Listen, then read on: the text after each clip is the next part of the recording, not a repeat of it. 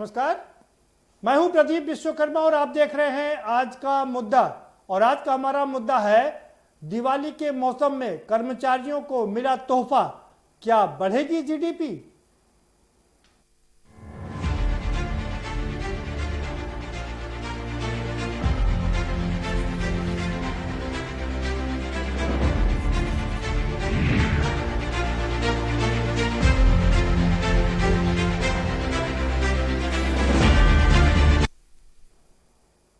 जी हाँ, दशहरा एकदम सामने है और उसके बाद दीपावली है, यानी कि त्योहारों का सीजन शुरू हो गया है।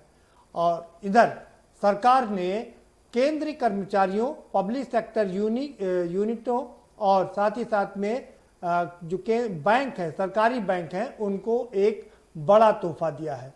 और इतना ही नहीं, राज्य सरकारों को भी बड़ा तोहफा दिया है, यानी कि 2000 करोड़ रुपए प्रति राज्य सरकार का तोहफा दिया है। इससे सवाल यह है कि क्या इससे जीडीपी बढ़ेगी? आपको बताते चले, जीडीपी -23.9% तक गिर गई थी और उसके बाद से लगातार जितने भी रिसर्च आ रहे हैं वो सब ये कह रहे हैं कि ये जीडीपी अभी उठेगी नहीं और 2020-21 की अंतिम तिमाही में -10% रहेगी। तो एक बूस्टर देने के लिए एक और पैकेज का ऐलान किया गया है, लेकिन इसमें तमाम सारे इफ एंड बट लगा दिए गए हैं। तो क्या इन इफ एंड बट के बाद क्या वास्तव में जीडीपी बढ़ेगी? ये अपने आप में सबसे बड़ा सवाल है। और क्या इफ एंड बट्स है, इस पर हम चर्चा करेंगे।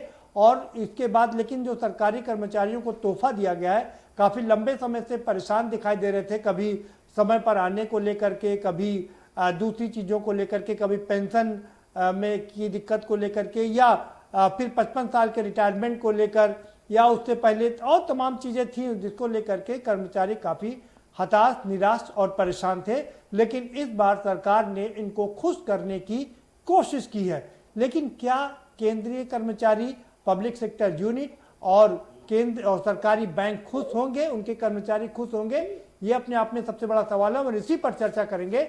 हमारे साथ में खास मेहमानों का पैनल जुड़ा हुआ है, हम उनसे आपका परिचय कराएंगे। लेकिन उससे पहले एक रिपोर्ट आपको दिखा देते हैं, ये रिपोर्ट देख लीजिए, समझिए, उसके बाद इस पर चर्चा करेंगे।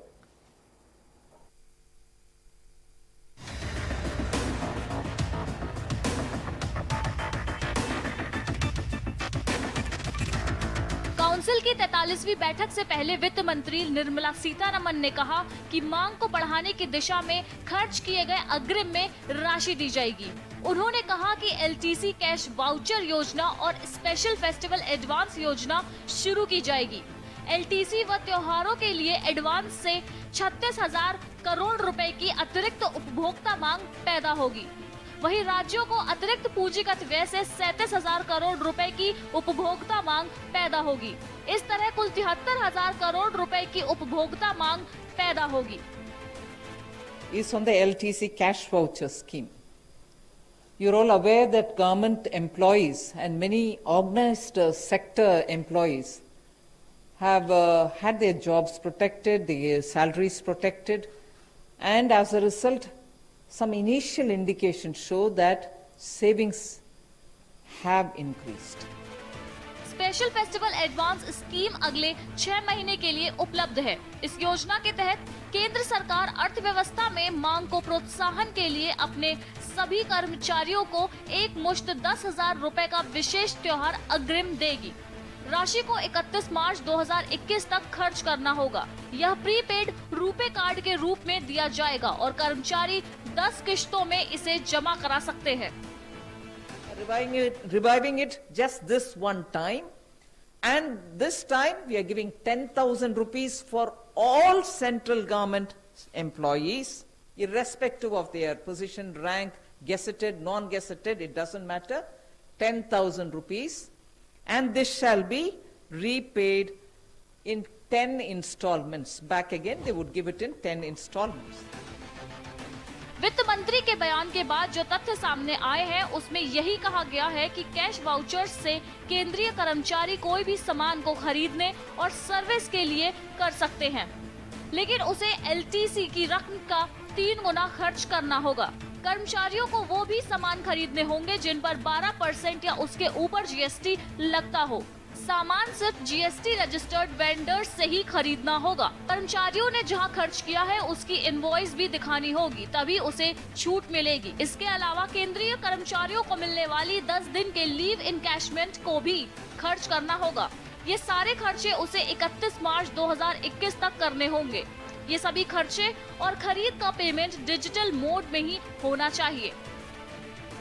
मान लीजिए छोटे राज्य नए प्रोजेक्ट लाने में ही डरते थे कि उनके पास कैपिटल एक्सपेंडिचर करने के लिए पैसा नहीं होता था, तो उनको भी और बड़े राज्यों को भी इससे बल मिल पाएगा। और इसमें 31 मार्च 2021 समय सीमा रखी गई कि उसके पहले आपको ये खर्च करना होगा।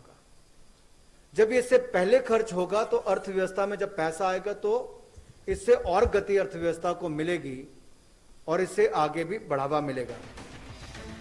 वित्त मंत्री ने घोषणा करके कर्मचारियों के हितों की बात का ऐलान तो कर दिया है, लेकिन इन सब में कर्मचारी जो कोरोना काल के संकट से उभर नहीं पाए हैं, उसके सामने 3 गुना टैक्स का सरकारी दंड के रूप में भुगतान करना पड़ेगा। स्पेशल डेस्क के न्यूज।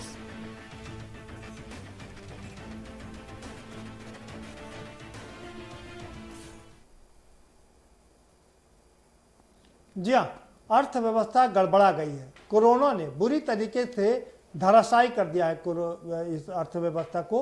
-23.9% तक जा गिरी थी। ऐसे में अब और सवाल ये भी है कि इस साल और अगले साल बहुत महत्वपूर्ण राज्यों में चुनाव भी हैं। बिहार में चुनाव चल रहे हैं, उसके बाद केरल में चुनाव है, तमिलनाडु में चुनाव है, पांडिचेरी में चुनाव है और वेस्ट बंगाल में चुनाव है और उत्तर 2021 की लास्ट में उत्तर प्रदेश में भी चुनाव की प्रक्रिया शुरू हो जाएगी। हालांकि 2022 में चुनाव होने हैं, फरवरी में चुनाव होंगे, लेकिन प्रक्रिया 2021 में ही शुरू हो जाएगी।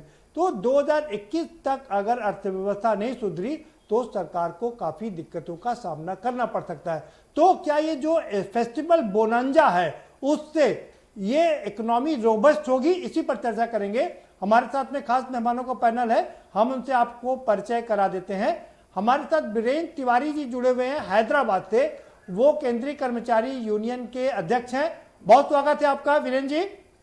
और हमारे साथ में अर्थशास्त्री जुड़े हुए हैं भूपेंद्र तिवारी जी, आपका भी बहुत स्वागत है। दोनों ही एक्सपर्ट हैं, आप दोनों से समझने की कोशिश करेंगे। और 2 राजनीतिक व्यक्ति हमारे साथ में, दोनों राष्ट्रीय पार्टी के नेता जुड़े हुए हैं। सुचि विश्वास जुड़ी हमारे साथ में, प्रवक्ता है कांग्रेस की, बहुत स्वागत है सुचि जी आपका। और जेपी पांडे हमारे साथ में जुड़ चुके हैं लखनऊ स्टूडियो से, भारतीय जनता पार्टी के वरिष्ठ नेता हैं, आपका भी बहुत स्वागत है। सीधा रुक करेंगे वीरेंद्र जी का। वीरेंद्र जी, ये जो पैकेज की घोषणा की है केंद्र सरकार के कर्मचारी हो, पब्लिक सेक्टर यूनिट हो या केंद्रीय बैंक हो, और क्या लगता है कि इससे खर्च बढ़ेगा? जो अभी तक लोग खर्च नहीं कर रहे उसमें मनी स्पेंड करने की पावर बढ़ेगी और उससे जीडीपी बढ़ेगी? बहुत धन्यवाद के न्यूज को और आपको और आपकी पूरी टीम को। आप हमेशा से ऐसे ही मुद्दों को लेकर, जो कि ये ज्वलंत मुद्दे होते हैं, लोगों से सीधे जुड़ते हैं, उन मुद्दों को लेकर आप जो है विचार आमंत्रित करते हैं। उसके लिए के न्यूज को और आपको सभी को बहुत बहुत धन्यवाद। जहां तक सवाल उठता है कि आज का जो विषय है, उस विषय से जीडीपी बढ़ेगी और हमारी ग्रोथ बढ़ेगी, आर्थिक रूप से हम संबल होंगे, हम मजबूत होंगे, इस मुद्दे को लेकर हम लोगों ने जब 7 CPC आया था उस समय ही हमने, थोड़ा सा समय लूंगा, 7 CPC जब आया था उस समय ही हमने इस बात की डिमांड की थी कि इन अलाउंसेस को खत्म ना किया जाए। तब उसमें से वही एक अलाउंस है जो फेस्टिवल एडवांस के रूप में आज जो है कल वित्त मंत्री महोदया द्वारा इसको घोषित किया गया। लेकिन उसको घोषित नहीं किया गया है, अभी मैं उस पर भी विचार करूंगा। इस तरीके से लगभग 52 अलाउंसेस को एबॉलिश किया गया on the recommendation of the chairman Ashok Mathur ji 7 CPC के, और उसको एबॉलिश किया गया। हम क्या और ये भी सारे फैसले एक तरफा थे। हमने JCM के माध्यम से, हमने सारे माध्यम से पे कमीशन को बताया कि ऐसा काम मत करिए। हमने मिनिमम वेज के लिए बात की थी कि जब पैसा नहीं होगा, लोगों के पास पैसा नहीं होगा तो पैसा खर्च कहां करेंगे वो। और आज भी जो आप कह रहे हैं वही मिनिमम वेज हमने 26,000 की डिमांड की थी, आज भी उसको 26,000 से कम करके 18,000 कर दिया गया, और वो भी डॉक्टर एक्वायर्ड फार्मूले के तहत, जिसपे हमारी आपकी जो है बाकायदे नेगोशिएशन हो चुका है। आजादी के बाद, तमाम संघर्षों के बाद डॉक्टर एक्वायर्ड फार्मूला का जो है प्रादुर्भाव हुआ, उसका आगमन हुआ, लेकिन इस 7 CPC में प्रेजेंट गवर्नमेंट ने उसको पूरी तरीके से नकार दिया। और जबकि हम केवल डिमांड करते नीड बेस मिनिमम बेस, हम कोई और चीज नहीं डिमांड करते, हम केवल नीड बेस और मिनिमम बेस की बात करते हैं। आज जो ये काम कर रहे हैं, अगर ये हमारी बात, हमारी केंद्र कर्मचारियों की बात, हमारे लोगों की बात अगर ये मान लेते तो शायद ऐसी स्थिति ना आती और हम बहुत ज्यादा मजबूती के साथ अर्थव्यवस्था में और आगे आते। अब विषय आता है कि क्या नाम करके, अब विषय आता, वीरेन जी आएंगे दोबारा से, बाकी लोगों को चर्चा में शामिल कर लेते हैं। और आपसे एक निवेदन करेंगे कि आपके चेहरे पर लाइट कम पड़ रही है तो लोग आपका फेस देख नहीं पा रहे हैं, इसका थोड़ा सा तब तक प्रबंध कर लीजिए। अब भूपेन जी का रुख करेंगे। भूपेन जी, कुछ भी हो, लेकिन ये जब हजारों करोड़ रुपए खर्च किए जाएंगे तो इकोनॉमिक बूस्टअप तो होगी ही ना। देखिए, बड़ी चालाकी से इसको प्रस्तुत किया है। मैं इसको दूसरे रूप में कहूंगा, मैं कहूंगा कि ये नई बोतल में पुरानी शराब है जी। पुरानी चीजों को ही नए रूप में पेश किया गया है। देखिए, जो आप बात कर रहे हैं कि मैं LTC का कैश वाउचर्स दूंगा, ये तो एक तरह से कंपनी की तरह ऑफर है। LTC आप देते थे तो भी वो इकोनॉमी में खर्च होता था, वो उसको वित्तीय वर्ष में ही खर्च करना पड़ता था, और ये भी खर्च होगा। ठीक है, आपने इसको एक बाध्यता कर दिया है कि 12% GST वाले ही प्रोडक्ट पर इसको खर्च करना है, तो इसका एक इंपैक्ट तो ये पड़ेगा जरूर कि ये तुरंत इकोनॉमी में एक इफेक्टिव डिमांड क्रिएट करेगा, यानी मांग में ये तो तेजी लाएगा। एक बिल्कुल आपने बिल्कुल सही बात किया। दूसरा एक सराहनीय कदम था, यद्यपि वो आपने 2006वें वेतन आयोग में उसको आपने खत्म कर दिया था, जो लोन लेने की एडवांस लोन, फेस्टिव लोन की बात की गई थी, उसको 6वें वेतन आयोग में वो तक था, लेकिन उसको आपने 7वें वेतन आयोग में खत्म कर दिया। अभी आपने उसको 1 साल के लिए फिर लाया है, तो ये इकोनॉमी को तुरंत बूस्टअप देने की जो एक जरूरत थी किसी न किसी तरीके से, भले ही वो कर्मचारियों का ही पैसा है और वो कर्मचारी खर्च करते, लेकिन आपने तुरंत वो पैसा ला करके मार्केट में इंड्यूस्ड करा दिया और वो कर्मचारी खर्च करेंगे। चूंकि फेस्टिव सीजन है और आने वाले त्योहार दशहरा और दीपावली में है, तो ये भी एक इकोनॉमी को थोड़ा सा एक बूस्टअप देगा, यानी जो गिरती हुई अर्थव्यवस्था है उसको थोड़ा सा संभालने में ये एक न एक कहीं न कहीं थोड़ा मदद करने जा रहा है। ठीक है। तीसरा, ये जो राज्यों को दिया जा रहा है, तो राज्यों वाला जो पैकेज है वो इतनी जल्दी अभी इफेक्टिव नहीं होगा। तो राज्यों वाला जो पैकेज है उसमें आपने इतने शर्तें लगा दी हैं, ये बट लगा दिया है कि उसको 15वें वित्त आयोग में जो अनुशंसा किया है उसी के अनुसार राज्यों को मिलेगा।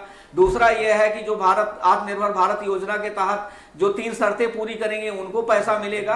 हाँ, ये आपने अच्छा किया है कि 2021 मार्च 2021 यानी इसी फाइनेंशियल ईयर में आपको खर्च करना होगा, ये आपने अच्छा काम कर दिया है, ये इसके लिए आप बधाई के पात्र हैं। एक चीज और छोटी सी बता दूं इसमें कि दूसरी चीज इन्होंने जो ये किया कि हम 50% पैसा तभी रिलीज करेंगे जब आप 50% पैसा खर्च कर देंगे। ये भी एक अच्छा कदम है इकोनॉमी को तुरंत बूस्टअप करने के लिए। देखिए, जितनी भी मैंने एनालिसिस करी है, मतलब पैसा आप अपनी जेब लेकर के जेब में ना रख ले, आपको खर्च करना पड़ेगा, इसका पूरा बंदोबस्त किया गया है। जयप्रकाश पांडे जी, आपका पहला कमेंट।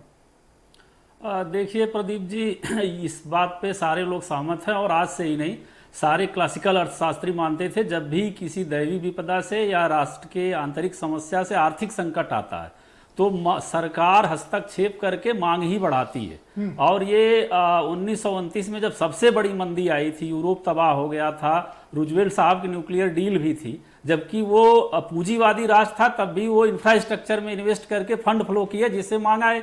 और अभी हमारे माननीय वित्त मंत्री जी कह ही रही थी कि ये जो तत्कालिक फंड फ्लो हो रहा है उसे 73,000 करोड़ की मांग जो है जनरेट होगी। मांग जनरेट होगी तो स्वाभाविक है कि सब चीजें को रिलेट हैं, और अंततः जाके निश्चित रूप से जिस GDP की भी बात आप कर रहे थे वो उसमें वृद्धि होगी, क्योंकि ये राष्ट्र के क्या पूरा वैश्विक स्तर पे संकट है और मुझे लगता है इसमें कोई दलगत एंगल है ही नहीं, चूंकि जो आर्थिक नीति होती है, जो मनमोहन सिंह जी जब वित्त मंत्री थे नरसिम्हा राव जी के दौर से तमाम सरकारें आई गई, लेकिन आर्थिक नीति की बुनियाद में कोई फर्क नहीं आया, उस पर लगभग सहमति है। तो ये राष्ट्र के समझ संकट है और हमारे प्रधानमंत्री जी संवेदनशील व्यक्ति हैं और उन्होंने दूरदर्शिता से काम लिया है। हमारे अर्थशास्त्री मित्रों ने भी समर्थन किया है, अच्छा स्वागत योग्य कदम है। ठीक है, सुचि विश्वास जी, आपकी पहली प्रतिक्रिया। आवाज मिल रही है? हाँ जी, आपकी आवाज आ रही है। यूनियन के प्रतिनिधियों ने तात्कालिक और तर्कसंगत रूप से अपनी बात को पॉइंट टू पॉइंट रख दिया है, तो आपका समय नष्ट किए बगैर मैं विषय पर आऊंगी। जैसा कि अभी कहा कि प्रधानमंत्री जी संवेदनशील व्यक्ति हैं, इसमें कोई संदेह नहीं है, किंतु अदूरदर्शी और अविवेकी व्यक्ति हैं। इसका उदाहरण यह है, किसानों के कर्जे माफ के वायदे तो थे, लेकिन जब आए तो लघु किसान, सीमांत किसान, जैसा कि अभी एक साथी ने भी कहा कि 51 भत्तों को पहले एबॉलिश किया, बाद में नए लाए, फिर 21,000 से 18,000 किया, निगोशिएशन किया, कितना कब खर्च कर देना है, यहाँ पर जो टेक्निकलिटीज हैं। तीसरी महत्वपूर्ण बात जो अभी कही कि मांग जनरेट हो, मांग ऑलरेडी जनरेट है। महामारी का शिकार वो 80 करोड़ लोग भी हैं जिनको सरकार 5 किलो चावल और 1 किलो चना देती है। धरातल पर लोग जीविका के लिए संघर्ष कर रहे हैं। मांग डेवलप होने की बात नहीं है, डायरेक्ट बेनिफिट ट्रांसफर का समय है। इस समय ऐसी बात करना जबकि इकोनॉमी -24.97 है और जिसमें असंगठित क्षेत्र, इनफॉर्मल सेक्टर को शामिल ही नहीं किया। तीसरी खास बात, निर्मला सीतारमण जी ने पूर्व में भी बहुत सारी कॉन्फ्रेंसेस की हैं। अगर हम ताजा तरीन 20 लाख करोड़ के पैकेज का उदाहरण लेते हैं तो 5 दिन की प्रेस कॉन्फ्रेंस में आम जनता के लिए कुछ नहीं था। न्यूक्लियर पे डील था, देश की क्लासिफाइड डेटा की बात थी, कोल माइनिंग को प्राइवेटाइज करने की बात थी, स्पेस टूरिज्म की बात थी। तो ये सरकार फैसले तो लेती है, लेकिन चाहे वो कर्मचारी हो, चाहे वो किसान हो, चाहे वो एमएसएमईज हो, चाहे वो असंगठित क्षेत्र हो, चाहे वो नॉर्मल लोग हो जो देश के निवासी हैं, जिनके परिवार का 1 तारीख से 30 तारीख तक का एक बजट होता है, जो अपना पेट्रोल नाप चलते हैं कि कितनी टंकी कितने दिन भरानी है, कब सर्विस होनी है, कब प्रीमियम भरना है, कब ईएमआईज देनी है, कब टैक्सेस देने हैं। तो ऐसे लोगों के प्रति जब जब सरकार ने फैसले लिए हों, जैसे नोटबंदी था, तो वो कोई संवेदनशील जी जी, ठीक है, ठीक है सुचि जी, आपका भी समय समाप्त हो गया, दोबारा से आपके पास आऊंगा। वीरेंद्र जी का रुख करेंगे। वीरेंद्र जी, 1 साल के लिए ही सही, लेकिन फेस्टिवल लोन दे रहे हैं 10,000 रुपए का, और उसके अलावा एलटीसी दे रहे हैं और 10 दिन का आपको जो छुट्टी का एडवांस है वो भी दे रहे हैं, लीव इनकैशमेंट भी दे रहे हैं। तो आपको नहीं लगता है कि कर्मचारियों के हाथ में पैसा आएगा? और अक्सर ये देखा जाता है जब कर्मचारियों के हाथ में पैसा आता है तो वो जमा कर लेता है, लेकिन यहां पर खर्च करने का पूरा प्रावधान किया गया है, तो इससे कर्मचारियों को खर्च करना ही पड़ेगा। पहली बात तो आपको प्रदीप जी ये कहना चाहूंगा, एलटीसी और 10 डेज का लीव इनकैशमेंट ये ऑलरेडी 6 सीपीसी 6ठे वेतन आयोग से हमारे पास है।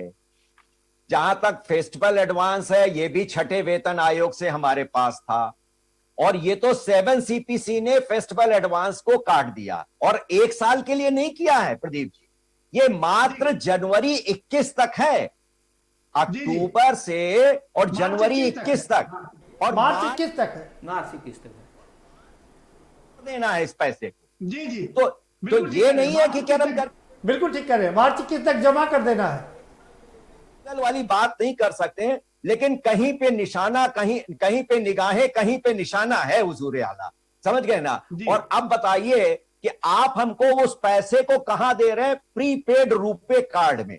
मैं आपसे यह कहना चाहूंगा, मैं आपको यह बताना चाहता हूं हुजूर प्रदीप जी, कि सैलरी अर्नर्स जो व्यक्ति हैं, चाहे वो गवर्नमेंट सेक्टर में हो, सेंट्रल गवर्नमेंट में हो, चाहे स्टेट गवर्नमेंट में हो, चाहे पब्लिक सेक्टर में हो, चाहे प्राइवेट सेक्टर में हो, चाहे बैंक में हो, जो सैलरी अर्नर्स हैं, और चाहे आप लोग भी हैं प्राइवेट वाले में, उनको सैलरी अर्नर्स को इतना पैसा ही नहीं मिलता कि वो अपने पैसे को बचा सके, वो केवल खाने में उनको उनका पैसा बैंक में आता। अगर यही मैं कहना चाहता हूं कि ये जो प्रीपेड रुपे कार्ड किस लिए भाई, हमें फेस्टिवल एडवांस करना है, हमें व्हाइट वॉशिंग फेस्टिवल में अपनी करानी होती है, तो हम कहां रुपे पेड खर्च करेंगे ये बताइए हमको।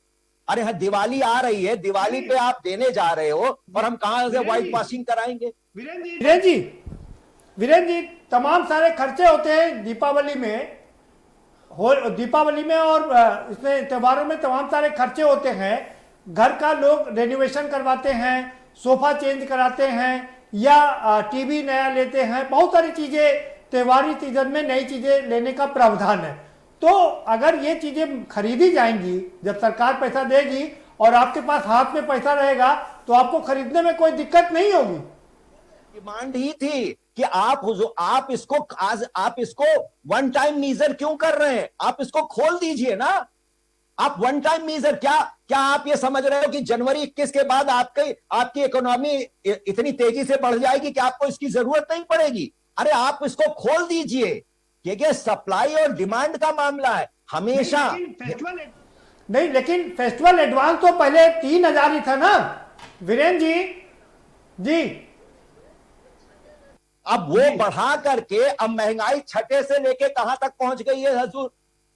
तो वो बात तो सिर्फ केवल कागजों में दिखाने के लिए है, और वो भी प्रीपेड रुपए कार्ड के। मेरा पैसा, कर्मचारियों का पैसा या आपका पैसा या सैलरी अर्नर्स का पैसा हमेशा बैंकों में, हमारी सैलरी बैंक में जाती है, हमारी सैलरी पोस्ट ऑफिस के अकाउंट में जाती है। हम उसमें से निकालेंगे, हम कहां खर्च करेंगे? ये तो हम खर्च करेंगे, हम बचाते कहां हैं? हमारे आप अकाउंट चेक कर लो, हमारे अकाउंट में 15 तारीख के नहीं, लेकिन आप वीरेंद्र जी, आपको नहीं लगता कि सरकारी कर्मचारी पहले जो एडवांस लेते थे या जो पैसा मिलता था एलटीसी लेते थे, वो पैसा खर्च नहीं करते थे? अब सरकार ने प्रावधान कर दिया है कि आपको जीएसटी का इनवॉइस देना पड़ेगा, वो भी ऐसे सामान खरीदने पड़ेंगे जिसपे 12% टैक्स हो, वो बिल आपको देना पड़ेगा। तो आपको बांध तो दिया कि आपको खर्च करना पड़ेगा। हम देखिए, एलटीसी पे जाने के लिए हम जाते थे, एलटीसी पे हम जाते थे, बच्चों के साथ घुमाते थे, वहां पैसा तो खर्च होगा। जहां हम जाएंगे बिना टिकट के और बाहर हम रहेंगे, बाहर पैसा नहीं खर्च करेंगे, हम तो पैसा खर्च ही करते थे। यही तो बात मैं बार बार समझा रहा हूं। चलिए, जेपी साहब कुछ सवाल पूछना चाह रहे हैं आपसे। हाँ जेपी साहब, सवाल पूछिए। देखिए, हमारे जो सम्मानित कर्मचारियों के अध्यक्ष जी बोल रहे हैं, उनको ये समझना चाहिए कि ये सामान्य दशा नहीं, आर्थिक दृष्टि से हम एक संकट से गुजर रहे हैं। और भारत में जो सरकारी कर्मचारी हैं, आपको बुरा जरूर लगेगा, लेकिन वो दुलारे बाबू लोग हैं। भारत के जो हाशिए का वर्ग है, जो असंगठित सेक्शन के लोग हैं, विषम परिस्थिति में जानवर की तरह श्रम करते हैं और उनको बुनियादी चीजें मुहैया नहीं है। और आप सोचिए, उन्हीं से सापेक्ष तुलना करिए, अमेरिका से मत करिए। तो अभी भी राज कर्मचारी हो या केंद्रीय कर्मचारी हो, उनको बहुत अच्छी सहूलियत है। मैं ये नहीं कह रहा हूं कि उनकी कटौती होनी चाहिए, लेकिन जो सहूलियतें तत्काल दी गई हैं उसको वित्तीय संदर्भ में समझिए, ये आपत्तिकाल है। क्या आपको लगता है कि सरकार जो है वापसी नहीं करेगी, फ्री में दे देगी? दूसरा, जो हमारी बहन कह रही थी कि ये असंवेदनशील व्यक्ति हैं, हाशिए लोगों का नाम भी उनके मुख से आया। उनसे जवाब बात हाँ, मैं बता दे रहा हूं आपको, इनको तिवारी जी को ही। तो तिवारी जी, आप असंगठित सेक्शन के मजदूरों की आय अच्छी तरह जानते हैं, उनकी जो दशा है वो भी त्योहार मनाएंगे। ठीक है, जवाब दे लेते हैं। जी वीरेंद्र जी, ये बहुत आपात स्थिति है, आप ही ने कहा ना। और मैं ये कहना चाहता हूं, इस आपात स्थिति में जितने भी गवर्नमेंट कर्मचारी हैं, उन्होंने कितना बढ़ चढ़ के काम किया, जरा आप इसका अंदाजा लगा लीजिए। मैं डाक विभाग का कर्मचारी हूं, मैं डाक विभाग का, हमारा फर्स्ट डे से, जिस दिन से कोविड-19 शुरू हुआ है, फर्स्ट डे से टिल अभी तक हम लोग बराबर काम कर रहे हैं और हमारे लोग उसके अंदर अपनी जान भी गंवा रहे हैं, आप ये समझ लीजिए। और तमाम लोग हमारे उसके साथ पीड़ित हो रहे हैं। तो हमने तो हमेशा, सरकारी कर्मचारियों ने हमेशा आपात स्थिति में रह करके हमें नहीं, लेकिन सब काम करते हैं, कौन नहीं काम करता है? आपातकाल में ही तो देश की असली प्रतिभा दिखती है। किसान करता है, मजदूर करता है, व्यापारी करता है, कौन काम नहीं करता? तिवारी जी, वक्त ब्रेक का एक छोटा सा ब्रेक लेंगे, आप दोनों को रोकेंगे, एक छोटा सा ब्रेक लेंगे। ब्रेक के पर आएंगे तो चर्चा के सिलसिले को आगे बढ़ाएंगे और ये भी समझने की कोशिश करेंगे कि जो राज्यों को पैसा देने की बात की गई है, उसमें क्या है, कितना पैसा राज्यों को 50 साल के लिए दिया जा रहा है, वो भी बिना किसी जो लोन होगा बिना किसी ब्याज के पैसा दिया जा रहा है, वो क्या चीज है, इसको भी थोड़ा समझने की करेंगे कोशिश। हमारे साथ भूपेंद्र जी है, लेकिन एक ब्रेक के बाद।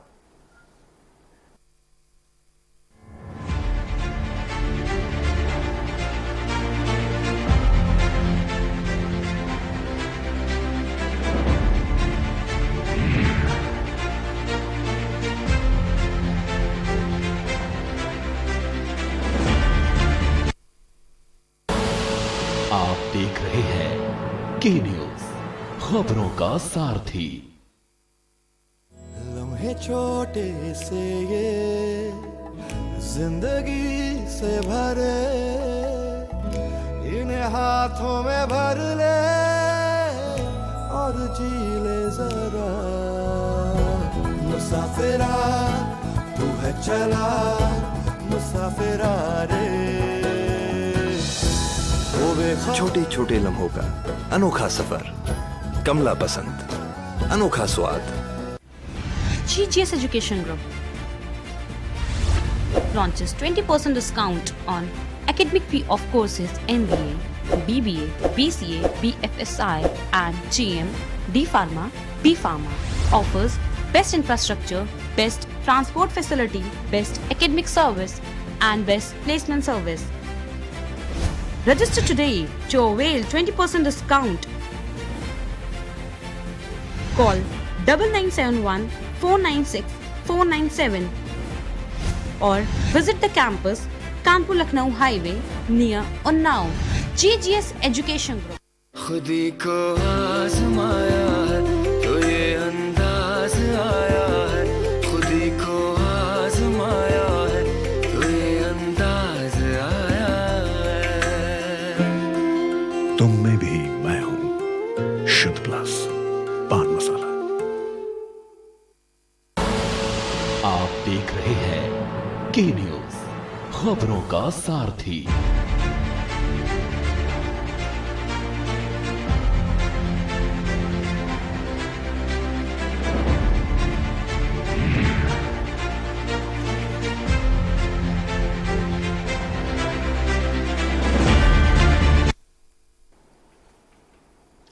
ब्रेक के बाद आपका स्वागत है। और हम बात चर्चा कर रहे हैं कि जो कर्मचारियों को पैसा दिया गया है उसमें ये व्यवस्था की गई है कि वो किसी भी कीमत पर मार्च 2021 तक उसको खर्च जरूर कर दे, जिससे कि डिमांड बढ़े। क्योंकि जब डिमांड बढ़ेगी तभी तो फैक्ट्रियां चलेंगी, और फैक्ट्रियां चलेंगी तो रोजगार बढ़ेंगे, रोजगार बढ़ेंगे तो लोगों में खुशहाली आएगी। ये शायद ये सर्किल बनाने की कोशिश की जा रही है, क्योंकि सप्लाई तो ठीक ठाक चल रही है, डिमांड नहीं बढ़ पा रही, ये बड़ी मुश्किल थी। इसी के साथ में राज्यों को 12,000 करोड़ रुपए देने की बात की गई है। भूपेंद्र जी के पास चलें। भूपेंद्र जी, 3 कैटेगरी बनाई गई है। कैटेगरी नंबर 1, पूर्वोत्तर के राज्यों को 1,600 करोड़ रुपया दिया जाएगा, उत्तराखंड और हिमाचल को 900 करोड़ रुपया, और बाकी के राज्यों को 2,000 करोड़ रुपया, कुल 12,000 करोड़ रुपए देने की बात की गई है। लेकिन अगर हम राज्यों की संख्या देखें तो उसमें तो मुझे लगता है 40-45 हजार करोड़ की जरूरत पड़ती। देखिए, थोड़ा सा हम इसमें समय लेंगे आपसे जी। यहाँ पर राज्यों की ये डिमांड थी। एक तो पांडे जी ने कहा था कि जब 1929 की मंदी, 1919 से लेकर 29 तक की मंदी आई थी, और रूजवेल्ट साहब ने कल्याणकारी राज्य की अवधारणा शुरू करके 32 में न्यू डील प्रोग्राम शुरू किया था। बहुत बात कर रहा हूं। तो उस समय जो कल्याणकारी राज्य की अवधारणा थी वो था कि सरकार आगे आकर और मांग पैदा करे। ठीक है। उसी क्रम में अगर हम इसको ध्यान में रख करके बात करें तो राज्यों की डिमांड थी कि जीएसटी का कंपनसेशन हमें मिलना चाहिए। लेकिन जीएसटी तो जब कलेक्शन हुआ ही नहीं तो कंपनसेशन सरकार दे कहां से? नंबर 1 सवाल ये था। अब राज्यों की डिमांड थी और आगे चुनावी वर्ष है, 5 राज्यों में चुनाव है, अभी बिहार का चुनाव सामने है, आपके उपचुनाव यहां सामने है, तो राज्यों की मांग को भी शांत करना था और अर्थव्यवस्था में डिमांड भी पैदा करनी थी। तो इसलिए राज्यों को एक तरह से चुप कराने का, क्या सारे राज्यों को पैसा मिल जाएगा? सारे राज्यों को पैसा इसमें मिलने के बिल्कुल प्रावधान किया गया था, लेकिन उसमें इफ बट लगा दिया गया। एक तो ये कि जितने भी गैर भाजपा शासित राज्य हैं, जैसे आप ही ने कहा कि उस गैर भाजपा शासित राज्य इनके आत्मनिर्भर भारत कल्याण कार्यक्रम को लागू ही नहीं किए, तो उसमें इन्होंने लगाया है कि 4 शर्तों में जो 3 पूरा करेंगे उन्हीं को मिलेगा। बाकी जो हिल स्टेट्स हैं जिसमें 900 करोड़ रुपया इन्होंने पूर्वोत्तर राज्यों को दिया और 1600 करोड़ रुपया जो है इन्होंने पूर्वोत्तर को दिया, 900 करोड़ आपको हिमाचल और उत्तराखंड को दिया। तो अब ये आपके ज्यादातर इसमें से भाजपा शासित प्रदेश हैं, तो उनको तो मिलने वाला है, लेकिन जो बाकी आपके गैर भाजपा शासित प्रदेश हैं, अगर उन्होंने कार्यक्रम लागू किया और इसमें से 50% खर्च किया तब तो अगली किस्त मिलेगी, अन्यथा अगली किस्त उनको नहीं मिलेगी। लेकिन सरकार ने एक जो भी किया है इसमें, मैं एक काम कहूंगा कि स्टेप बाय स्टेप डिमांड को क्रिएट करने के लिए अर्थव्यवस्था की तुरंत जयप्रकाश पांडे जी बड़ा आरोप लगा रहे हैं। देखिए भूपेंद्र जी निश्चित रूप से कह सकते हैं और ये तटस्थ व्यक्ति हैं, इसलिए बुरा मानने का कोई सवाल ही नहीं, लेकिन जिस पूर्वोत्तर की बात कर रहे हैं ये हिल स्टेशन अभी भी देख रहे हैं सरहद पे कितनी तलखी है। और स्वाभाविक हम सवाल आपसे ये कर रहे हैं कि जो इसमें नियम बनाया गया कि जो राज्य आत्मनिर्भर भारत के 4 में से 3 कार्यक्रम पूरे करेगा उन्हीं को ये पैसा मिलेगा। नहीं वो तो है ही है, उसको मैं बताता हूं, लेकिन हिल स्टेशन मतलब हिल ओरिएंटेड जो स्टेट हैं अगर उनको बजट दिया गया है तो प्रतिरक्षा का भी एक एंगल है। और मैं ये बता रहा हूं, अब आप ये सोचिए जो मैं आत्मनिर्भर ही बता रहा हूं, आत्मनिर्भरता की स्थिति ये है कि इस देश में सियासत के कारण जनहित के जो मुद्दे हैं दिल्ली सरकार ने आयुष्मान भारत तक लागू नहीं किया, तो स्वाभाविक है कि राजनीति के कारण अगर आप राष्ट्रहित की जनहित की नीतियों को नहीं लागू कर रहे हैं तो उसका खामियाजा तो भुगतेगी ही जनता, जनता के सामने भी सार्वजनिक होगा। जनता खामियाजा भुगते। सुची जी का रुख करेंगे। सुची विश्वास जी, अक्सर ये देखा गया है, पांडे जी कह रहे हैं कि केंद्र की योजनाओं को जो दूसरी राज्य की सरकारें हैं वो लागू नहीं करती हैं, और इसमें ऐसा नियम बनाया गया कि अगर अब आप केंद्र की योजनाओं को लागू नहीं करेंगे तो आप इन फंड से वंचित रह जाएंगे। कहूंगी अभी कोरोना काल में सभी राज्य सरकारों ने हाथ पैर जोड़कर विनती करी केंद्र सरकार से।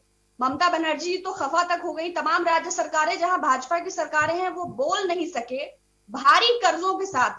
केरला ने तो इंटरेस्ट पर पैसे लिए और फ्लड्स को मैनेज किया।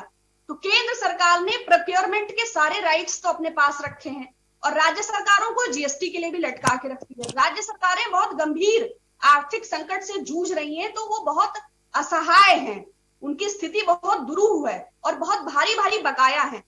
दूसरी महत्वपूर्ण बात अभी हुई कि जवाब ले लेते नहीं जवाब ले लेते हैं पांडे जी से। आप रुकिए तिवारी जी, पांडे जी एक मिनट रुकिए, पांडे जी से जवाब दिला देते हैं आपको। सुची जी कह रही है कि आप सारे कलेक्शन का पावर आपने यानी कि केंद्र सरकार ने अपने हाथ में रखा है, राज्य सरकार के पास में कुछ है नहीं, क्या करेगा? अब ये तो हास्यास्पद है, जो विषयों का बंटवारा संविधान में बाबा साहब ने किया है जी, उस करके कोई भी टैक्सेशन का राइट अपने पास ले लिया है, ये हास्यास्पद आरोप है। और जिस जीएसटी की आप बात कर रहे हैं उसका मूर्त रूप तो भले दिया गया है आज, वो आपकी ही परिकल्पना थी। मैं पहले ही कहा था कि आर्थिक मुद्दे राष्ट्रहित से रिलेटेड होते हैं, जनता के कल्याण से, उसमें सियासत नहीं करनी चाहिए। हाँ, आपने एक व्यंग जरूर किया था कि ये असंवेदनशील व्यक्ति हैं और मजदूर किसान गरीब मर रहे हैं, प्रवासी जा रहे थे। आप एक चीज बताइए, ये असंवेदनशील व्यक्ति ही पहली बार देखा कि गरीब के घर में शौचालय नहीं है। आप मजाक उड़ाते रहे, असंवेदनशील व्यक्ति ही जो है उसमें जितनी योजनाएं हाशिए के लोगों की है सब वही ले आया। एक मिनट मुझे पूरी करने दीजिए। आप दोनों लोग मुद्दे से भटक रहे हैं। देखिए इस समय की मांग ये थी, एक मिनट आप रुक जाए।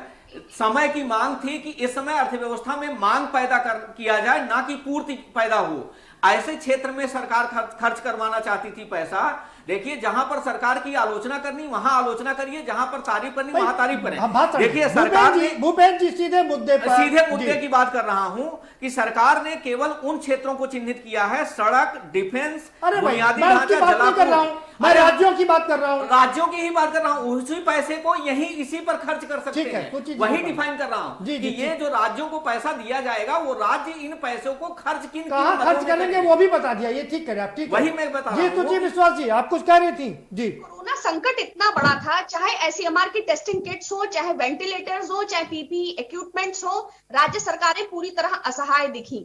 दूसरा, परिकल्पना जीएसटी हमारी थी, लेकिन उसका इम्प्लीमेंटेशन गलत था। 250 बार नोटबंदी के नियमों में संशोधन हुआ और सेंट्रल हॉल में जीएसटी को लेकर जो सेलिब्रेशन किया गया, उसके इम्प्लीमेंटेशन में सरकार विफल रही। सरकार को ये मानना नहीं, लेकिन सुची जी एक बात तो है, नहीं लेकिन सुची जी एक बात तो है, अगर सरकार कोई अच्छी, केंद्र सरकार कोई अच्छी योजना लाती है, आत्मनिर्भर भारत हो या आयुष्मान भारत हो या किसानों को देने के लिए पैसा हो, वेस्ट बंगाल की सरकार उसको इम्प्लीमेंट नहीं करती है या दूसरी सरकार है वो इम्प्लीमेंट नहीं करती है, ये तो अन्याय है ना लोगों के साथ।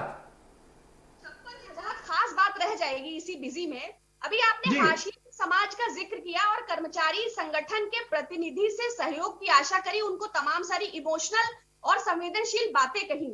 मैं पूछना चाहती हूँ कि इस संवेदनशील महामारी के समय में जबकि हाशिए का समाज इतनी, क्या प्रधानमंत्री जी को 8,400 करोड़ रुपए का विमान खरीदना शोभा देता है? क्या नहीं सुची विश्वास जी, नहीं सुची विश्वास जी, मुद्दे से डाइवर्ट हो रही आप ना अलग नहीं जाइए। मेरा सीधा मोदी जी का नहीं है, प्रधानमंत्री का, भारत के प्रधानमंत्री का है विमान, मोदी जी का नहीं है। एक मिनट, सुची विश्वास जी, मेरा सीधा सवाल आपसे है, आयुष्मान भारत इंप्लीमेंट नहीं किया वेस्ट बंगाल ने और दूसरी तमाम योजनाएं इंप्लीमेंट क्यों नहीं किया? किसानों का पैसा, पीएम किसान निधि जो थी वो किसानों के पास नहीं जा रही है कि क्यों मरे किसान? किसानों का पैसा उनको क्यों नहीं मिलना चाहिए? अगर प्रधानमंत्री साल में 6,000 करोड़ रुपए उनको दे रहे हैं तो वो वेस्ट बंगाल के और तमाम राज्यों के किसान इससे वंचित क्यों रहे?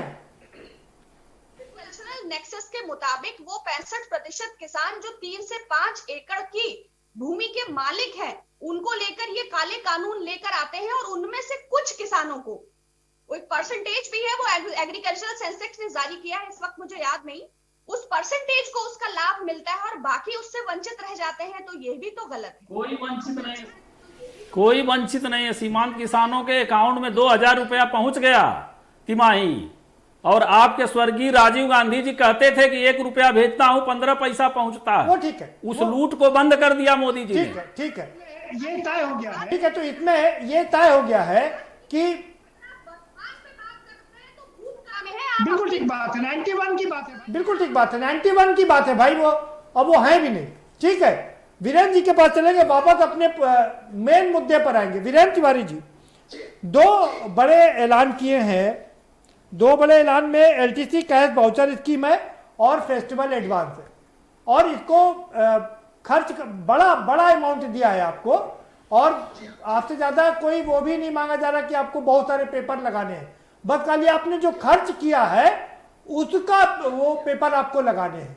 ये तो एक राहत की बात है ना कर्मचारियों के साथ। देखिए, मैं आपसे यही बात कहना चाहता था, एलटीसी का मतलब क्या है? लीव ट्रिपल कंसेशन, ठीक है ना? लीव को ट्रेवल करने के लिए कंसेशन है, आपने उसको कन्वर्ट कर दिया कूपन में, ठीक है ना? आप कूपन में, अच्छा आज आप कहते हो आपकी स्थिति ऐसी है कि आप ट्रेवल नहीं कर सकते। अगर हम ट्रेवल नहीं कर सकते तो हम अभी लखनऊ से हैदराबाद कैसे चले आए? हम बाई एयर ही तो आए। हमने एयर इंडस्ट्री को फायदा पहुंचा रहा हूं कि नहीं पहुंचा रहा हूं? हमारे लोग एयर इंडस्ट्रीज को फायदा पहुंचाते थे। नहीं, लेकिन वीरेंद्र जी आप इस बात से तो इत्तेफाक रखेंगे कि आप जैसे जिंदा दिन इंसान का में जो ट्रेवल कर ले रहे हैं, मैक्सिमम लोग इस समय डरे हुए हैं कोरोना से और घर में ही अपने आप को सीमित किए हुए हैं। हमको इसी में जीना है, कोरोना में ही जीना है। देखिए, अब हम घर में नहीं बैठ, हमें टीसी लेकर के आप ट्रेवल नहीं करेंगे परिवार के साथ। तिवारी जी, आप ये क्यों भूलते हैं? अरे तिवारी जी सुनिए, आप एलटीसी लेकर के आप ट्रेवल नहीं करेंगे, आप टूरिज्म इंडस्ट्री को बचाने नहीं जाएंगे, आप इस चीज को स्वीकार कर लीजिए, ये गलत बात है। ये हमको पैसा मिलता ही नहीं है, हम पहले टिकट खरीद लेते हैं। पता है, तभी मैं कह रहा हूं, तभी सरकार ने कहा कि बिना ट्रेवल किए आपको पैसा नहीं मिलेगा, इसीलिए इसको इकोनॉमी में बूस्टअप करने के लिए उसने वाउचर दे दिया है। तो इसमें दिक्कत क्या है? भूपेंद्र जी, वीरेंद्र जी मैं बता देता हूं। भूपेंद्र जी, ये नियम पहले भी था, आप जब एलटीसी लेते थे तो आपको रेलवे का या हवाई जहाज का टिकट उसमें लगाना पड़ता, खर्चा देना पड़ता था, ट्रेवल करने के बाद ही मिलता था। मुझे पूरे नियम कानून मालूम है, लेकिन मैं कह रहा हूं कि इस पैंडेमिक में आप घूमने के उद्देश्य से परिवार के साथ कितने लोग जाना चाहेंगे? आप जरा एक सर्वे करवा लीजिए, आपको पता चल जाएगा। अभी आपको कहा दिया जाए कि होटल में जाकर के आपकी मजबूरी थी। क्या बिना ट्रेवल किए पैसा देगी सरकार? क्या ये नियम बता दीजिए। तो यही तो था, अभी तक सरकार यही करती थी कि बिना ट्रेवल किए आपको पैसा नहीं मिलता था। अब सरकार ये कह रही है कि ये पैसा आपको ट्रेवल नहीं करना पड़ेगा, ये मैं वाउचर दे रहा हूं, इसका सामान आप खरीद लो और सामान खरीद करके मदों में खर्चा करें। मतलब एक बड़ी बात है, जो पैसा आपका लैप्स हो जाता, जो पैसा आपका लैप्स हो जाता क्योंकि आप ट्रेवल कर नहीं पाते। वीरेंद्र जी के पास, वीरेंद्र जी एक बड़ी बात है कि आपको ट्रेवल नहीं करना पड़ेगा, लेकिन एलटीसी का पूरा फायदा आपको मिलेगा। इंडस्ट्री आप बढ़ाना चाहते हैं ना, आप इंडस्ट्री के बात आप समझिए बात को। आप, मैं यही तो कह रहा हूं, आप बाउचर तो हमें तो बाउचर ऐसे भी दे, हमें पैसा खर्च करने के लिए दे दीजिए। हमारी डिमांड है, हमारी जो डिमांड है, आप 26,000 रुपए मेरी मिनिमम बेस कर दीजिए, हम ऐसे इंडस्ट्री में पैसा लगाएंगे। हमारा स्कूटर एडवांस, मेडिकल एडवांस, सारे एडवांसेस होते थे, हमें कर दीजिए, हम ऐसे ही पैसा इंडस्ट्री में लगाएंगे। ये इंडस्ट्री बैठ क्यों रही है? आज मोटर इंडस्ट्री क्यों बैठ गई? आप इस बात को आप इस बात को समझिए। वीरेंद्र जी आप ये भी मानेंगे ना कि सरकार के पास पैसा नहीं है, पैसा कहां से लाए? लगातार आरबीआई से पैसा ले रही है सरकार, जीएसटी में कलेक्शन कम हो रहा है, तो मजबूरी है ना सरकार की। और ये पैंडेमिक है, 100 साल बाद ये इतना बड़ा केस हुआ है। अब जब सारी चीजें खोली जा रही हैं तो इस चीज को भी खोलिए ना। मैं ये नहीं कहता हूं कि ये कोई गलत काम किया, आपने एक कदम उठाया, अच्छा है, लेकिन उसमें आपने बाइंडिंग्स कितनी लगा दी, कितनी शर्तें लगा दी, आपको बाउचर से हमारा पैसा आप हमारे बैंक अकाउंट में क्यों नहीं डाल देते, और हम जब खर्च करें तो आप हमसे उसका हिसाब ले लीजिए। ठीक है। अरे बैंक अकाउंट में सुनिए, बैंक अकाउंट में डालने से आप सेविंग कर लेते, वो पैसा स्टक कर जाता। अभी सरकार ये कह रही है कि आप बाउचर ले लीजिए, बैंक अकाउंट, भूपेंद्र जी बैंक अकाउंट में आने के बाद भी खर्चा करना पड़ता ना। नहीं खर्चा करना भाई, बैंक अकाउंट में आप सेविंग कर सकते हैं, खर्चा करना आपको कहां जरूरी है? 50% खर्च करने के बाद ही तो 50% रिलीज होता। अरे हम कह रहे हैं अगर बाउचर के रूप में मिल रहा है आपको, खर्च करने को तो मिल ही रहा है ना। आप क्या थी आप ये बताइए ना, तो दिक्कत क्या थी आप ये बताइए ना। अरे तो इसमें क्या दिक्कत है कि आप पैसा लगा करके और उसके बाद पैसा लगा दे रहे हैं। जी कुछ करना था जयप्रकाश, जब मूल उद्देश्य उसका खर्च ही करना है तो बाउचर तो आपको मिल ही रहा है, सेविंग तो करना ही नहीं है। स्वाभाविक है कि आधा खर्चा करेंगे। मैं बात समझ नहीं पा रहा, तो इस तकनीकी पे बहुत ध्यान देने लायक नहीं है। आऊंगा जयप्रकाश जी, मुझे ये समझा दीजिए, अगर वाउचर ना देकर के बैंक में दे देते तो क्या दिक्कत थी? और वीरेंद्र जी मैं आपसे समझूंगा कि अगर आपको वाउचर मिल रहा, बैंक में नहीं मिल रहा, तो आपको क्या दिक्कत है? पैसा तो मिल रहा है ना। मैं बता रहा हूं आपको जी। सरकार का आग्रह यही था, जब सरकार ने घोषित कर दिया है कि आपको आधा खर्चा करने पर शेष राशि मिलेगी, तो अब स्वाभाविक है कि खर्चे के लिए गवर्नमेंट दे रही, तो बाउचर उपलब्ध है, उसमें से अकाउंट में जाए, कोई सेविंग आपको करनी नहीं, तो इसको इस तकनीकी चीज पे कोई बड़ा ध्यान देने लायक नहीं है। ठीक है, खर्चा मूल उद्देश्य है बाउचर गवर्नमेंट दे रही। आप उपभोक्ता सामग्री खरीदिए या जो भी आवश्यक घर के महत्व की चीजें, पैसे अगर मार्केट में जाएंगे तो रोटेट होकर निश्चित रूप से डिमांड जनरेट होगी। ठीक है सुची जी, जो आपके पास आ रहा हूं, बिना ट्रेवल किए आपको ये रकम दी जा रही है और उसका कोई प्रूफ भी नहीं मांगा जा रहा है, आपको लगता है कि इकोनॉमी बढ़ेगी इससे? क्योंकि आपने तो काफी लंबे समय तक देश चलाया, आप मतलब कांग्रेस ने तो पहले भी थी, जो एबॉलिश किए गए थे मैं उन्हीं का विरोध करती हूँ। जो नियम चले आ रहे हैं उनको तोड़ना मरोड़ना, नए सिरे से लाना। अभी पुलिस वालों की वर्दी का भत्ता जब कैंसिल हुआ, तब जब होमगार्ड्स को लेके हुए, मेरा सीधा सवाल सूची जी, मेरा सीधा सवाल आपसे ये है, क्या इससे इकोनॉमी बूस्टअप होगी कि नहीं होगी? 73,000 करोड़ रुपए इंफ्यूज करने के बाद पैनल अच्छा मूव करेगा। हम आपकी तरह स्टूडियो में होते तो चुप हो जाते, बट ऑनलाइन में थोड़ा कोड ऑफ कंडक्ट रहना नेसेसरी होता है। जी पॉलिटिकल पर्सन है। जी एलटीसी हम लोग भी यूज करते थे अपने पेरेंट्स के घर में, लेकिन जैसे उन्होंने एक छोटा सा उदाहरण दिया व्हाइट वॉश का, जब आप कहीं कॉर्न ले रहे हैं, जब आप बच्चे कहीं आप हैंडीक्राफ्ट खरीद रहे हैं, रोड साइड शॉपिंग कर रहे हैं, ये रुपए या कार्ड की या जीएसटी या जो सरकार ने जो बाध्यताएं दी हैं, जो भी सरकारी कर्मचारी हैं या जो भी उनके अकाउंट्स होते हैं, वो सब कुछ ऑलरेडी बहुत ट्रेसेबल होता है। उन्हें इन नियमों या मानकों में इस तरह बांधने की आवश्यकता नहीं थी। शायद वो अगर व्हाइट वॉश कराते हैं, अगर आप वर्तमान अभी फॉरेन की बात लें तो पेंट आप 10,000 का लेंगे और जो दिहाड़ी भुगतान आपको डेली करना है वो 20 से 25,000 रुपए है। तो ऐसी स्थिति में जो सरकार कर रही है वो कहीं ना कहीं मुझे अनुकूल नहीं लग रहा। ये मैं मतलब प्रतिनिधि के तौर पर नहीं, महिला और त्योहार के आने की दृष्टि से और एक पारिवारिक परिवेश के उस लिहाज से मैं ये बात कह रही हूँ कि ये अनुकूल नहीं है। ठीक है, ये आपने अच्छी बात कहा कि आप एक केंद्रीय प्रवक्ता के साथ साथ में महिला भी हैं और त्योहारों के सीजन को देखते हुए आप यह बात करें। जेपी साहब क्या कहेंगे आप?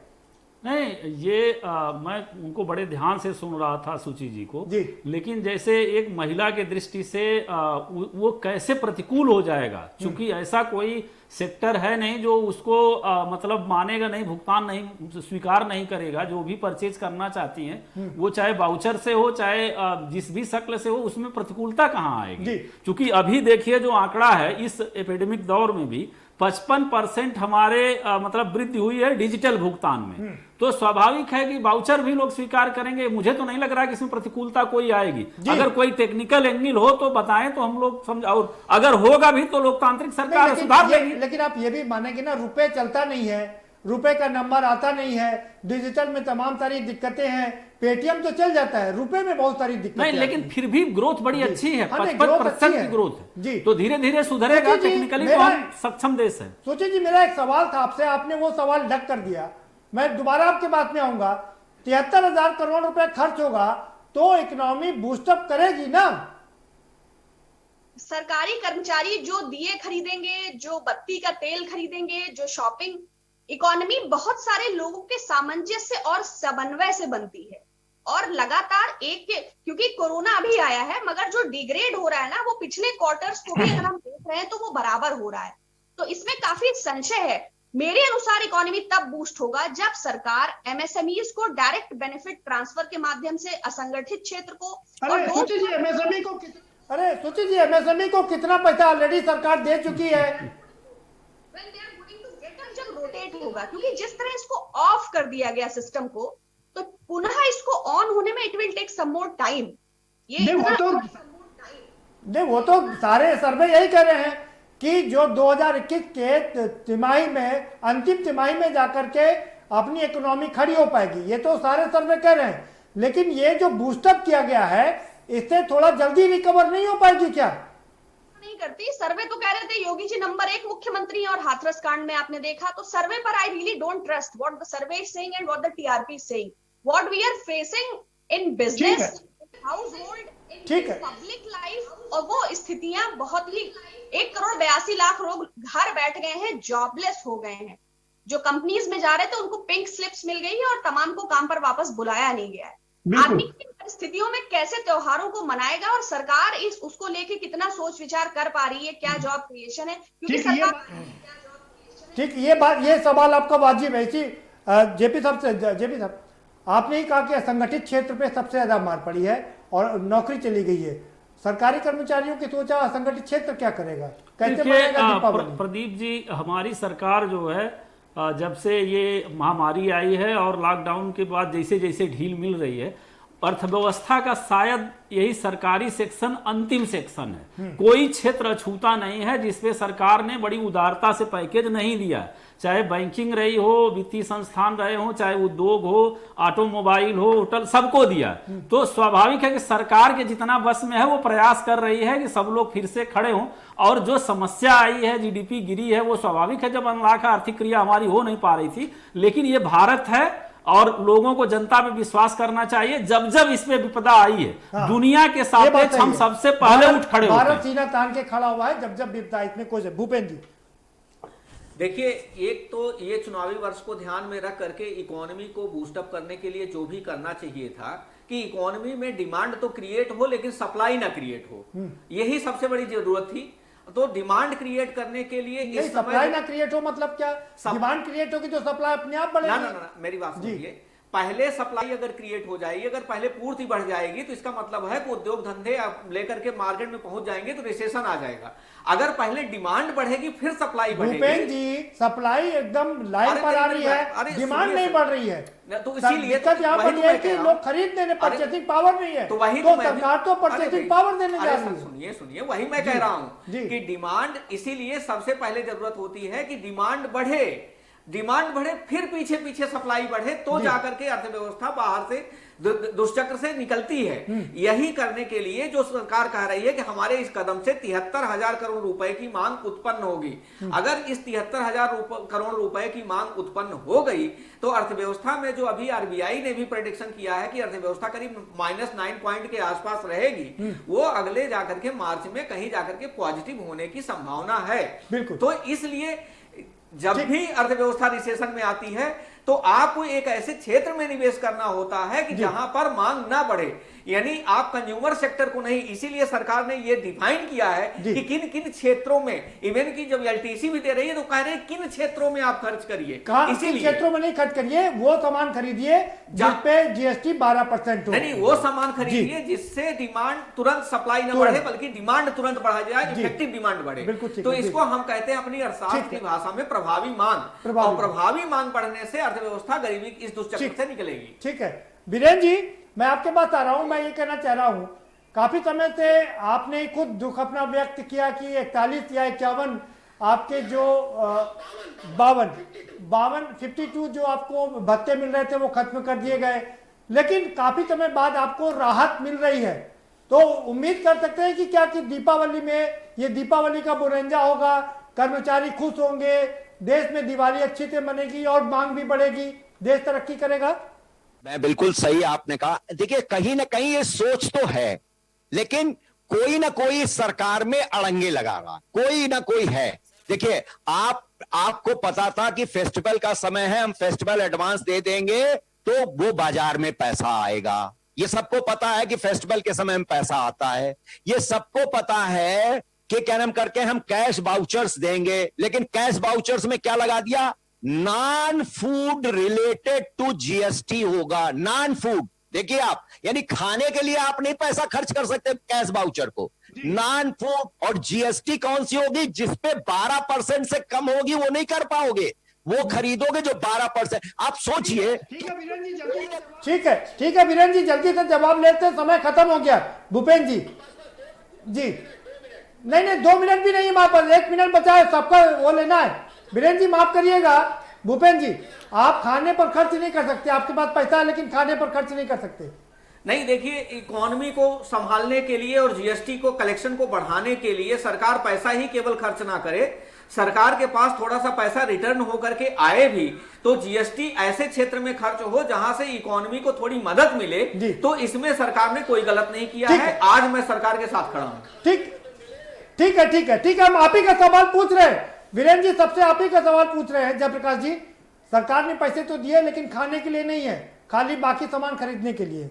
स्वाभाविक है कि जैसे सरकार उन क्षेत्रों को चिन्हित करेगी जिससे वो पैसा जो है बिल्कुल जरूरत के लोगों तक कहीं ना कहीं फिल्टर होकर पहुंचे जी। और जीएसटी तो जैसा हमारे मित्र अर्थशास्त्री कह ही रहे थे कि सरकार को भी तो आय इस संकट में कम है, तो स्वाभाविक है कि सरकार को आय होगी, फिर वो कल्याणकारी कार्य में किसी जगह इन्वेस्ट करेगी। और ये योजना बहुत सुचिंतित है, इस पे मतलब कोई मतभेद विवाद नहीं है। ठीक है, और इसका स्वागत होना चाहिए। ठीक है सुची जी, अब आपको सब खाना नहीं है, पैसे आपके पास में है, सामान खरीदना है जिसमें 12% जीएसटी लगे, यानी कि सरकार जीएसटी बढ़ाने की कोशिश कर रही है। जीएसटी बढ़ेगी इससे कि नहीं बढ़ेगी? सुची जी आपका फाइनल कमेंट।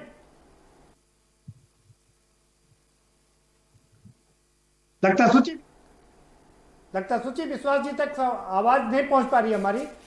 चलिए, बहुत शुक्रिया आप सभी मेहमानों का इस चर्चा में शामिल होने के लिए।